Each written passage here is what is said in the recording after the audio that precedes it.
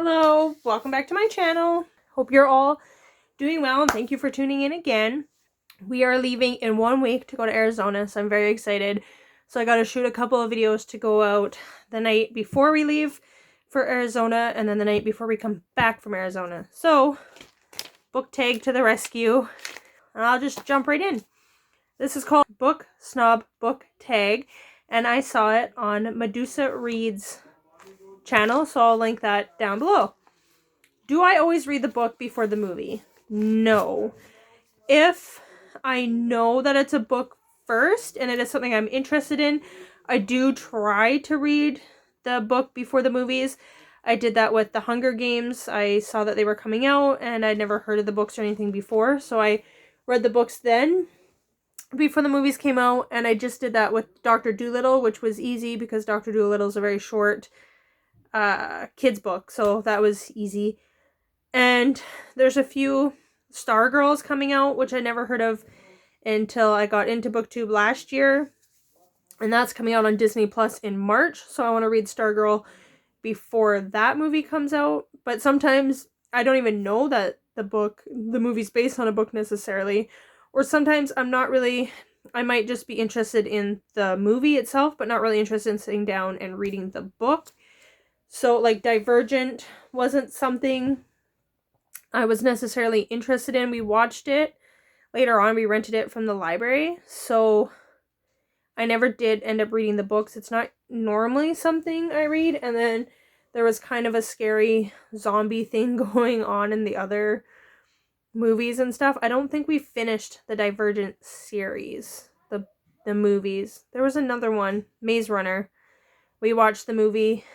Maybe that's what I'm thinking of with the scary zombie things. Yeah, we never finished those movies either. It's not that they weren't good or anything. They were just, I don't know, I guess we moved on to other things. By we, I mean my husband and I.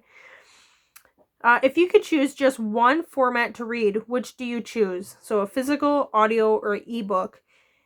And I want to go with physical books. I have a Kobo e-reader and I really like it, and if that's all I could ever read on again, I would, and it is convenient for... I like my new one. I can download books from the library from the Overdrive app. I can connect on the Kobo directly through Wi-Fi, connect to Overdrive, and download right from there, so I don't have to connect to my computer like I used to with my old Kobo. Or obviously buying books off of Kobo or another website like BookBub, where you can get free or very low cost audiobooks or ebooks. But yeah, I prefer physical. And then audiobooks, I do like audiobooks, but there's so many other things I can consume through audio. Like there's a couple of podcasts I listen to, and then of course music. So number one pick would be physical books. Would you marry or date a non-reader? Yes, and I did. If you had to pick one genre to never read again, which would it be? Horror. I don't read horror. It scares me. I had a friend that used to go to a lot of horror. Well, he still does, but he used to take me to go to horror movies. And eventually, like, we saw the new Halloween. I did not see 28 Days Later, but I went with him to see 28 Weeks Later. We saw that, like, 40 Days a Night. Things like that just, it freaks me out. I saw with another friend of mine and his girlfriend at the time, and then my now husband, who was just a friend at the time, and our friends, like, where we were going to watch it, him and his mom really like scary movies and stuff, and we saw The Exorcism of Emily Rose, which from my memory is supposed to be like based on a true story, but it's about an exorcism, and that stuff just freaks me out, especially in the idea that it could be that demon possession, I believe, is something that could happen, and it's not just like zombies where you're like, okay, it might be scary or like jump scare slasher or even gory, but something like demon possession is more realistic, I guess, and it's just creepy and freaks me out. We saw with that same friend and his mom and my husband, we saw Zombieland together, which was funny, but there was a jump scare in the public bathroom. There's like a clown zombie or something just jumps out at him through the public bathroom, and we watched that movie in theaters when it came out, like, what, 10 years ago? And I don't think for like 3 solid years I could, well, especially like right after the movie, going to the bathroom in a public place was just terrifying to me. And even to this day, I sometimes just like remember that scene. And that one, like, that movie is scary, but it's a comedy as well. And we did not watch the latest one. Maybe we'll stream it or something, but we did not go out to watch it. So if you had to pick one genre to never read again, it would be horror, which I don't read anyways. And then maybe one that I do read a little bit of, but it's not a focus in my books, would be romance. Specifically romance. I like other books that include romance in it, but just the genre romance. If you had to pick one genre to read for the rest of your life, what would it be? And not going with nonfiction, which I do read a lot of like real life story stuff, it would probably be the mystery thriller.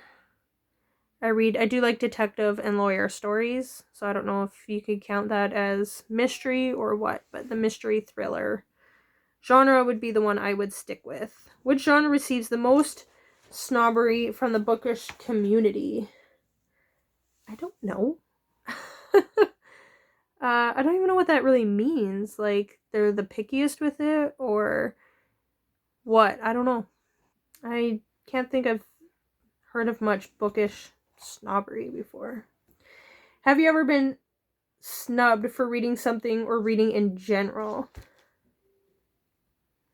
Not really. I started actively reading when I was about 15 and always had a book with me. I remember I was reading a book in grade 12, so I was probably 17 when I was reading it, and it was called something about predators.